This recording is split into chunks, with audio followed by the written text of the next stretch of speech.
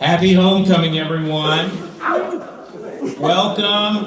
Thank you for joining us this afternoon to honor some of our best and brightest alumni. I want to thank Stacy for being our host today as president of our Alumni Leadership Council.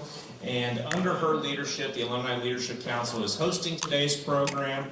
And I also want to say thank you to all of the Alumni Award Selection Committee for their work that brought us here.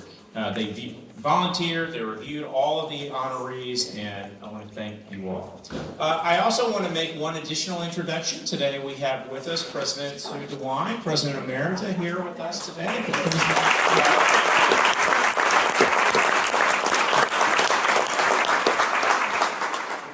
So thank you all for being here and for recognizing our Alumni Achievement winners.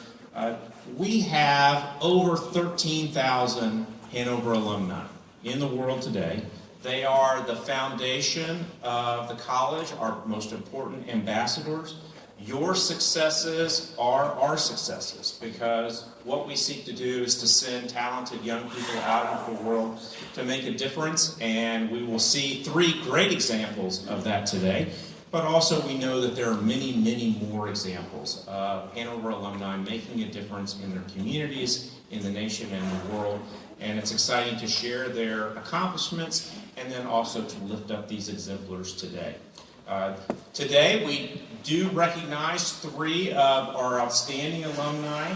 They have distinguished themselves in their professional life, in personal achievement, and in their loyal and dedication to the community.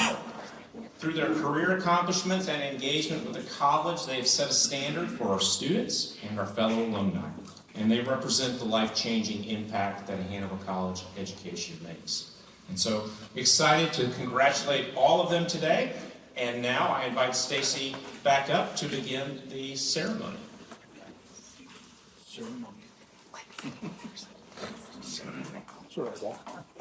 Thank you, President Lambert.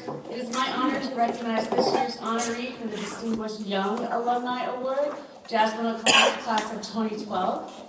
Jasmine has worked in the Communications Department at Cummins Inc. For more than 10 years. She currently serves as Communications Manager and has previously held positions as a Senior Off-Highway Communications Specialist and Communications Project Manager. Hanover's 2012 recipient of the Henry C. Long Citation, Jasmine was an active campus community member and continues to serve her company and community. She is a member of the Cummins Historically Black Colleges and Universities Initiative and the Cummins Black Network. She also serves on the Bartholomew County, Indiana Human Rights Commission and devotes time as a member of the Thrive Alliance and serves as an assistant girls basketball coach at Columbus North Indiana High School. Jasmine is here today from Columbus, Indiana with her fiance, Candace Geis. Please join me in congratulating Jasmine O'Connor.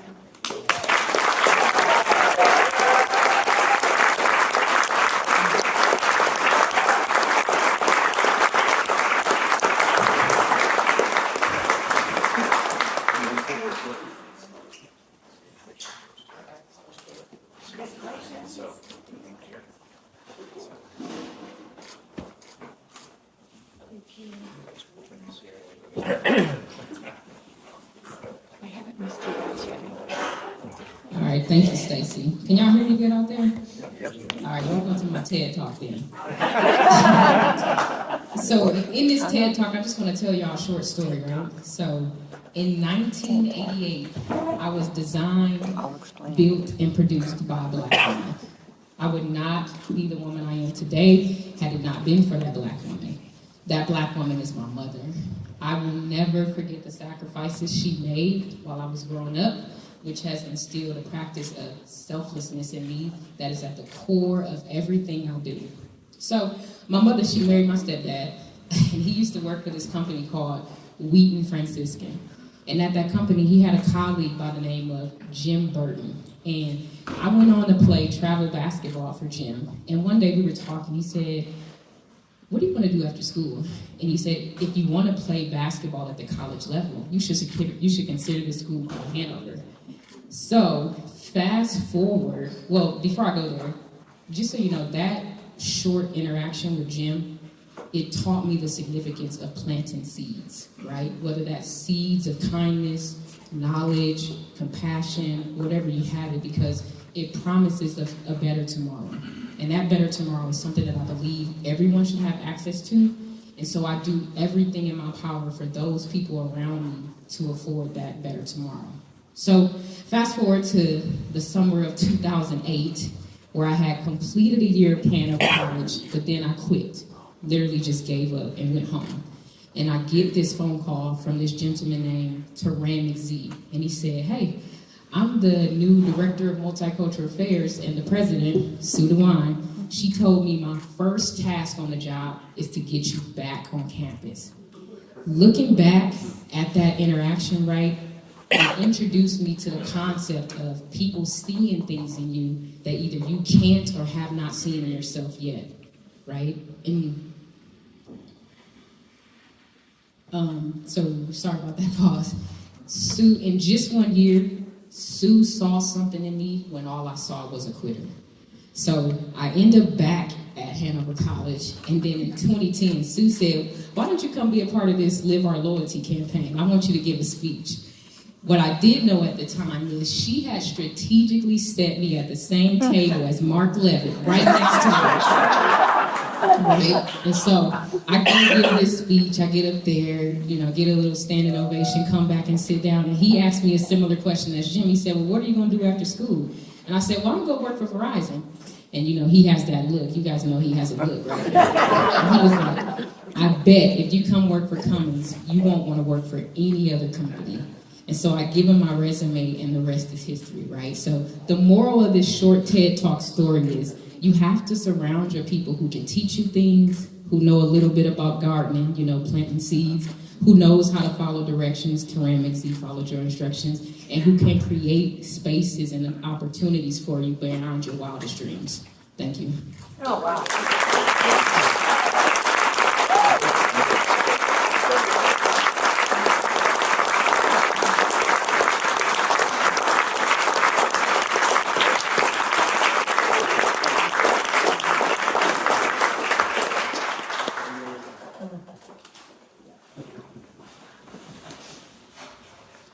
Thank you, Jasmine, for that speech. All right, our first recipient of the Alumni Achievement Award is Vance Patterson, class of 1972. For over 40 years, Vance Patterson has served as an industrial manufacturing executive, foundation leader, and educator. A serial entrepreneur, Vance has launched 23 companies and a nonprofit foundation.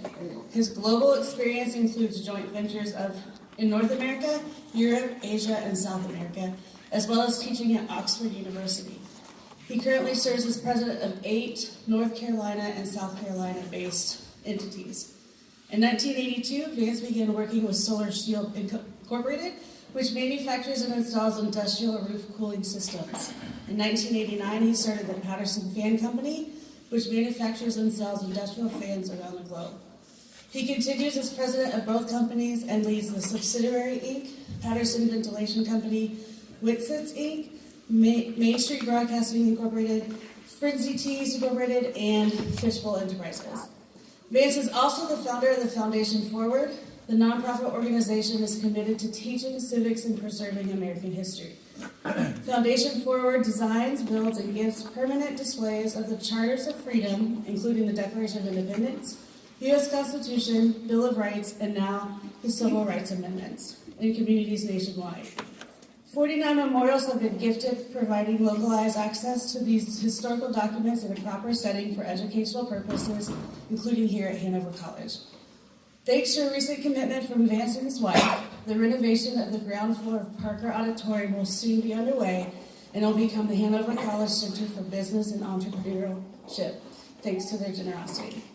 Vance lives in Morgantown, North Carolina with his wife, Mary Jo Cody Patterson, class of 1975. And please join me in congratulating Vance Patterson, class of 1975.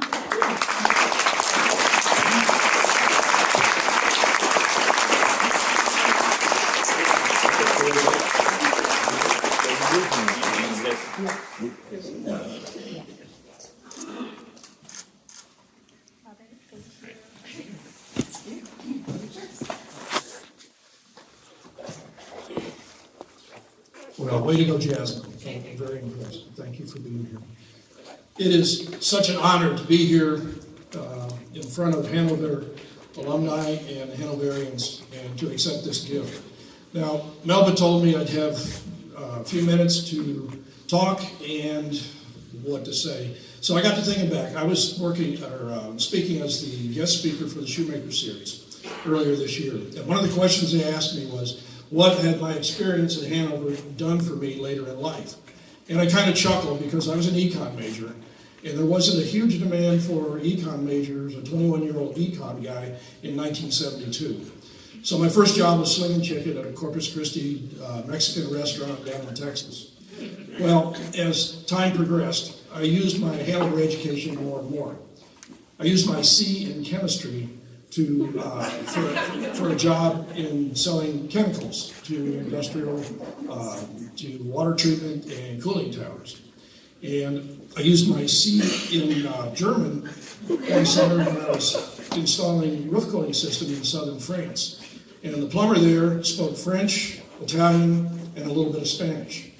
And a little bit of German. And I spoke English, a little bit of Spanish, and a little bit of German. So we spent the week talking German plumbing. I used my B in linear programming. I got a B because it was a spring term course. You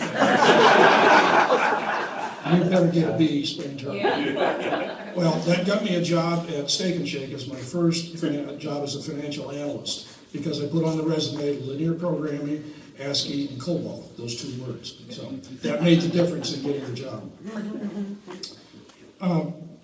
I did get a benefit from my econ education, certainly a lot, but it really came out one time when I was running for Congress in 2010. I was down in western North Carolina. I was running against Patrick McHenry, who's now Speaker Pro Tem. And early in the campaign, they asked, what's your background? And I said, well, I'm father of four, married 38 years to Mary Jo, and I got a degree in economics. And they said, oh, you're an economist. Yes, I am. So for the rest of the campaign, I was an economist. Now, it wasn't just about the classes that I used later on. There were other experiences. One morning, spring term in my senior year, I walked out of the Sig house and started digging a hole.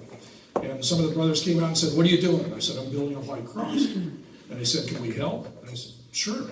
So Larry Henry and Bob Schwartz helped with that. They're in the crowd here. And what I learned was, if you want a monument or a memorial to last, you put more underground than above ground. You see, that white cross is actually 8 feet tall. It goes down to the ground 3 feet, sits on a pad of 1 foot, and then it's filled with concrete. Well, I used that when we started our foundation for education and preserving American history and civics. The foundation of the centerpiece over in front of your Charters of Freedom setting goes down 3.5 feet. It is solid. Reinforced poured concrete comes up into a solid core. Just the foundation of the core of that centerpiece weighs over 38,000 pounds, or 19 tons. It is not a tip-over monument. Another thing I got out of Hanover, of course, was I met my wife, Mary Jo. We didn't date while we were in school because she was engaged and I was a senior and I didn't have time for that. So I came back to campus one weekend and she had decided to stay in her room and read poetry and light candles. You could do that back in the summers. And I got on campus and the Sig House was having a party and Steve Smith called up to see if she'd go out with me and she said she would. He fell on the floor and I was just stunned because I thought Mary Jo was way above my level. And she thought we would go out and never see each other again, just have a good time and never see me again. And next year we'll be celebrating 50 years. It's our anniversary.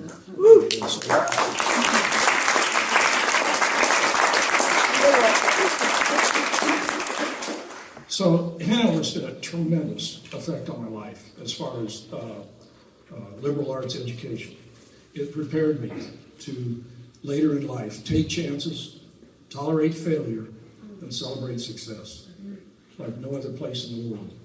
So one of the benefits of my education was Hanover College, definitely one of my successes that I celebrate. And thank you.